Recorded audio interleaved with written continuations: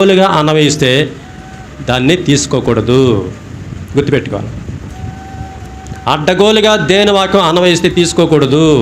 దానికి ఒక కాంటెక్స్ట్ ఉండాలా, అది దేవుని చిత్తమై ఉండాలా. ప్రభు ఏమన్నాడు? మళ్ళీ ప్రభు లేఖనాన్ని ఉపయోగించాడు. ఏమన్నాడు?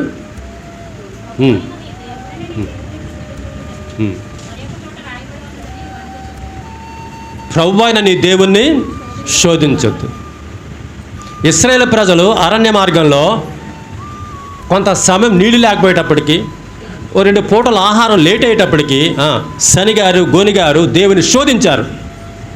మాకేంటి ఐగుప్తులో కీరదోసలు ఉన్నాయి, మాంసం ముక్కలు ఉన్నాయి, అరణ్యంలో తీసుకొచ్చాం, ఆహారం ఏది, అదేది ఇదేది, నీళ్ళేయి అని మోషే మీద శనిగారు, దేవుడి మీద శనిగారు.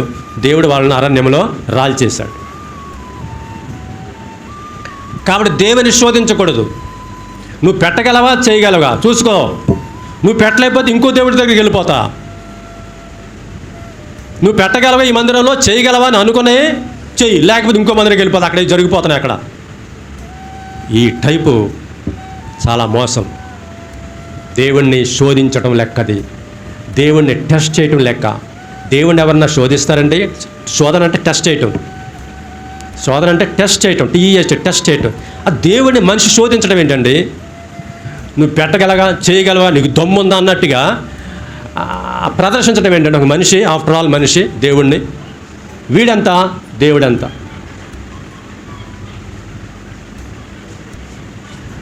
కాబట్టి దేవుణ్ణి శోధించకూడదు.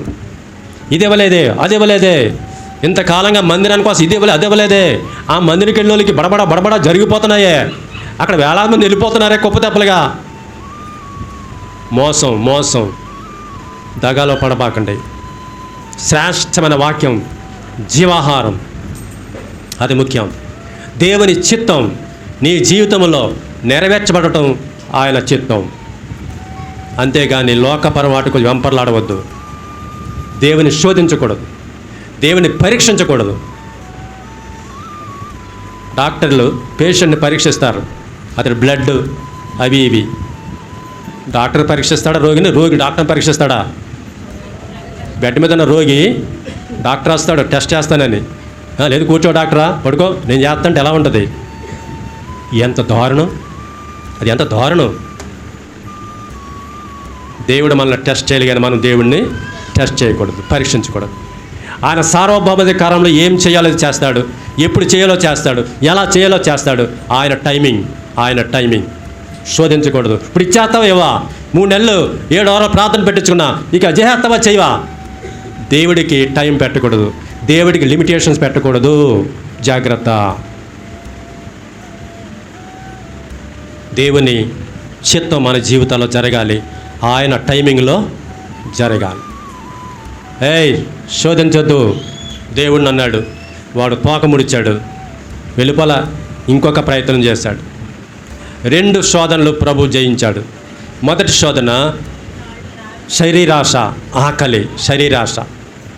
రెండవ శోధన శిఖరానికి పోయి దూకమన్నాడు, దేవదూతలు కాపాడతారన్నాడు. అది జీవపు డంబం, గర్వం. నేను దేవుని కుమారుడు కాబట్టి నాకు చేసేసాడు, నేను పక్కా విశ్వాసం కాబట్టి నాకు చేసేస్తాడు, నీకు చేయడు.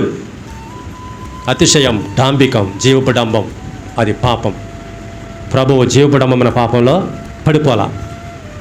3వ శోధన కూడా చూసి మనం ముగించుకుందాం. 3వ శోధన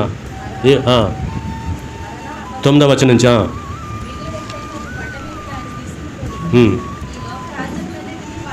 వినాలి. మళ్ళా ఒక పెద్ద గోపురం మీదకి తీసుకుపోతే యెరూషలేము పట్టణం, మహారాజులన్నీ భౌతికంగా కనబడుతున్నాయి. మహా కట్టడాలు, గోపురాలు, మహా సుందరమైనటువంటి తోటలు, వనాలు, మహిమలు, లోకమహిమలు కనబడుతూ ఉన్నాయి. అంటే సైతానుగాడు నేత్రాశకు తీసుకొచ్చి ఎరేస్తాడు. నేత్రాశ చూడు కిందకి, ఈ లోకరాజ్యాలన్నీ నీకు ఇచ్చేస్తా అన్నాడు సైతానుగాడు. ఆడిష్టమా ఇవ్వటానికి అంటే నిజమే, లోకమంతా వాడి స్వాధీనంలో ఉంది. వాడి లోకాధిపతి, లోకానికి వాడే రాజు. ఈ లోకం వాడిది, పరలోకం దేవునిది. మనం దేవుని పిల్లలం, దేవుని వారసులం, మనం పరలోక వారసులం. నేత్రాశ చూపించాడు. ఏమంటాడు? మళ్ళా వచనాన్ని చూపించాడు. చదవండి వచ్చిన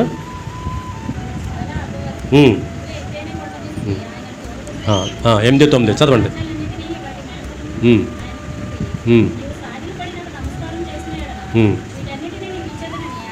ఓ యేసు, నువ్వు నా గనక సాగిలిపడి నమస్కారం చేస్తే, బోర్లపడి నమస్కారం చేస్తే ఈ లోక రాజ్యాలన్నీ నీకు ఇచ్చేస్తా అన్నాడు.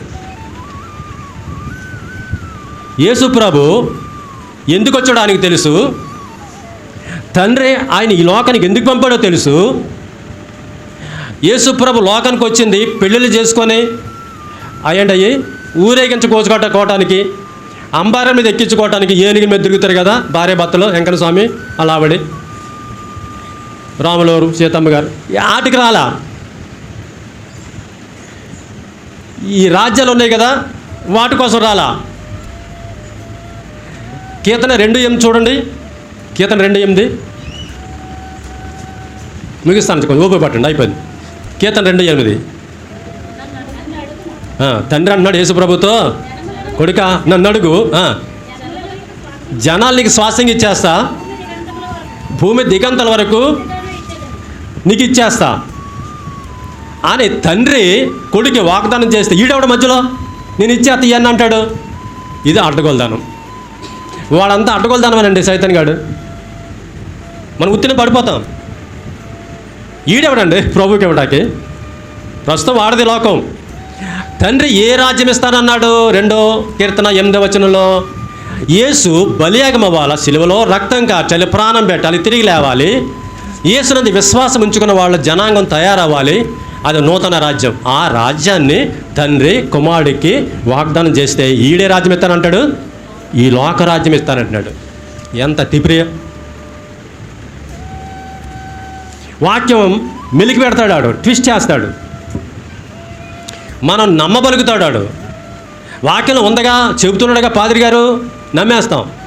కానీ పాదిరులందరూ చెప్పే వాక్యాలు కరెక్ట్ కాదు, గుర్తుపెట్టుకోవాలా.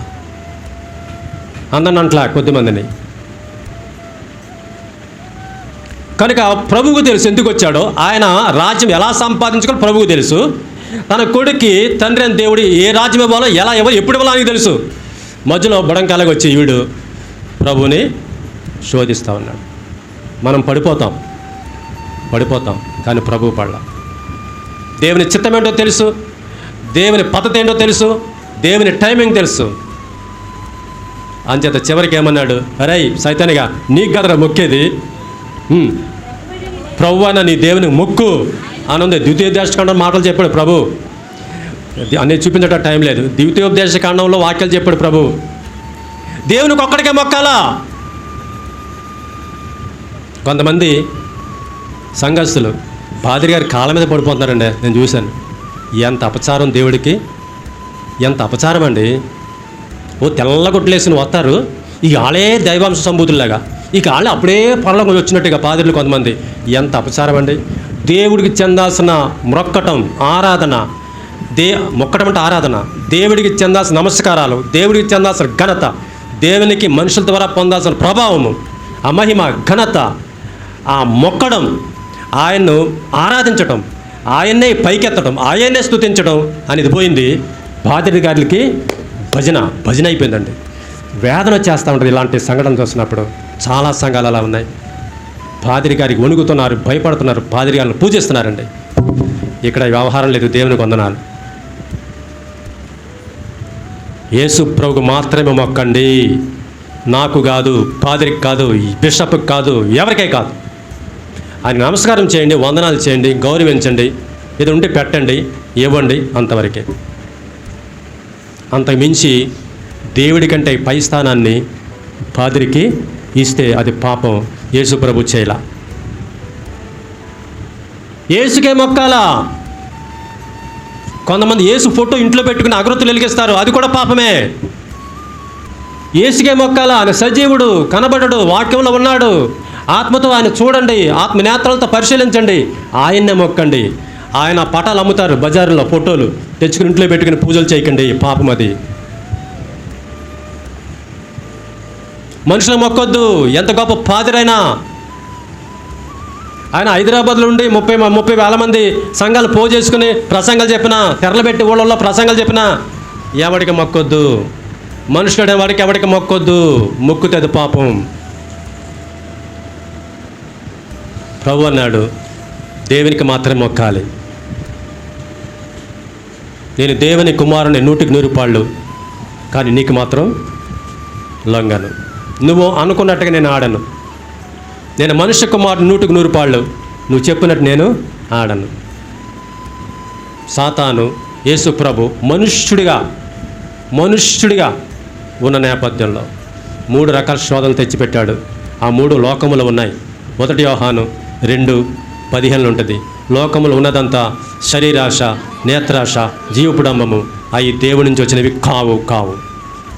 కనుక సైతాను ఈ శరీరాశను, నేత్రాశను, జీవపుడంబం అంటే గర్వం, అహంకారం, ఈ 3టిని ఆసరా చేసుకుని రక్షింపబడిన నిన్ను నన్ను శోధించి దేవుని మార్గం నుంచి బయటపడేయటానికి, వెలపటి లాగేయటానికి, మళ్ళా మురికిలో పడేయటానికి, దేవుణ్ణి ధిక్కరించేలాగా, దేవుణ్ణి అవమానించేలాగా మన పట్ల ప్రవర్తిస్తాడు. చాలా జాగ్రత్తగా మనము ఉండాలి. రక్షింపబడిన వాళ్ళు మీరు చాలామంది ఉన్నారు. వారిని బట్టి దేవునికి వందనాలు.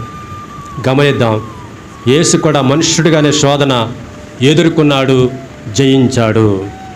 మనకు కూడా మనుష్య కుమారులో ఇంకా రక్త మాంసాలతో ఉన్న రక్షింపబడినప్పటికీ, ఇంకా రక్త మాంసాలతో ఉన్న నీతిమంతుడికి తీర్చబడినప్పటికీ, ఇంకా రక్త మాంసాలతో ఉన్న పరిశుద్ధపరచబడినప్పటికీ, కాబట్టి సైతాను మనం శోధిస్తూనే ఉంటాడు, చనిపోయేదాకా శోధిస్తాడు. మన శోధనలు ఎదుర్కొని నిలబడి వాడిని జయించాలి. 4 విషయాలు చెప్పి ముగించేస్తాను. ఏది ఉపయోగపడతాయి మన శోధనలు పడకుండా అంటే, మొదటిది దేవుని వాక్యం. దేవుని వాక్యం బాగా చదవండి, బాగా వినండి, మంచి వర్తమానాలు వినండి. టీవీల్లో చాలా రకాలు వచ్చేస్తున్నాయి, ప్రతిదీ వినబాకండి. శ్రేష్టమైన వాక్యం, సిద్ధాంతపరంగా ఏది మంచిదో అదే మాత్రం వినండి. ఎక్కడ మహత్తులు జరుగుతున్నాయో అక్కడికి పరిగెత్తొద్దు. వాక్యము. రెండవది ప్రార్థన. ప్రభు అంటాడు మత్తయి సువార్త 26వ అధ్యాయంలో, గెత్సెమనే తోటలో శిష్యులు అలసిపోతే ప్రభు అన్నాడు, శరీరం బలహీనమే కానీ శరీరం బలహీనం, ఆత్మ బలమైంది. కాబట్టి మీరు శోధనలో పడకుండా మెలకువగా ఉండి ప్రార్థన చేయండి అన్నాడు. కాబట్టి శోధనలో పాపంలో పడకుండా ఏం చేయాలి? రెండోది ప్రార్థన. ప్రభువా నా పాపంలో పడకుండా, శోధనలో పడకుండా, శోధనలు వస్తున్నాయి ప్రభువా, పడిపోకుండా సహాయం చేయి అని ఎక్కువగా ప్రార్థన చేయాలి. మూడవది సహవాసం, పరిశుద్ధుల సహవాసం. బుధవారం లేక శుక్రవారం లేక ఆదివారం రక్షణ పొందని వాళ్ళతో, పాపలు ఉన్న వాళ్ళతో వీయమందొద్దు. సహవాసం. నాలుగవది దేవుని వాక్యానికి లోబడటం. దేవుని వాక్యానికి లోబడాల. వినేసి వదిలేయటం కాదు, చదివేసి వదిలేయటం కాదు. దేవుని వాక్యానికి లోబడాలి. ఈ 4 చేస్తే మనం శోధనలో పడకుండా ముందుకు రక్షణలో, పవిత్రీకరణ ప్రక్రియలో మనం కొనసాగగలుగుతాం. దేవుడు సహాయం చేస్తాడు, యేసు ప్రభు సహాయం చేస్తాడు, పరిశుద్ధాత్ముడు సహాయం చేస్తాడు, వాక్యం సహాయం చేస్తుంది, సహవాసం సహాయం చేస్తుంది, ప్రార్థన సహాయం చేస్తుంది. అన్ని వనరులు ఉన్నాయి, అన్ని అవకాశాలు ఉన్నాయి మన పాపంలో పడకుండా ఉండగలగటానికి. పాపంలో పడకుండా ఉండాలనేటువంటి ఖచ్చితమైన నిశ్చయత నీకైతే ఉండాలి. కానీ అన్ని వనరులు దేవుడు మనకు ఉంచాడు. కాబట్టి ప్రార్థన చేసుకుందాం. తలలు వంచండి.